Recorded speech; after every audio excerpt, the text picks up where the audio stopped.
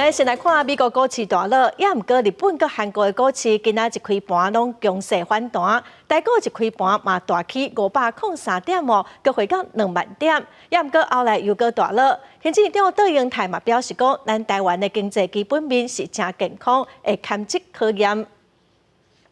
美股大落引起全球的股灾，台股经过58日是大落1807点，创下历史上一个首度上济。拜二台股看的是大平盘，开盘跳空起503点，起到20344点，收复2万点的大关，目起超过800点，不过对未压出来，了后就随反乌。行政院长杜英泰嘛，甲股民发声要有信心。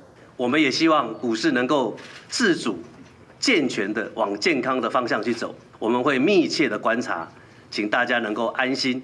台湾的经济面的基本面是非常健全的。台股无稳定，投资人的心情未输这三温暖。嘛，关注加做市场最后一道风险的国安基金当时的入场。因为它有它的尖点呐，它基本上它有它的条件呐，那过去我们有一定的标准作业程序。大家电的股价反弹，早盘以868块开盘走悬，上悬冲起到873块。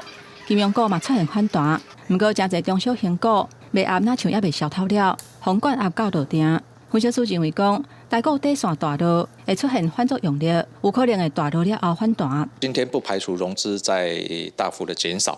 那如果是这样的一个发展的话，那么未来这几天呢反弹的一个机会就又更大了啊，因为筹码的部分有获得了清楚。分析师建议，即马手头若有资金，会当伫低点的时阵找入场的机会，布局等第四季的行情。不过手头持股若是满档，这批袂赴走，反弹的时阵建议减买。因为短时间内，股市并未随个重新登去24000点的关点，一定会伫低档来回一段时间，所以建议要是来较保守。记者综合报道。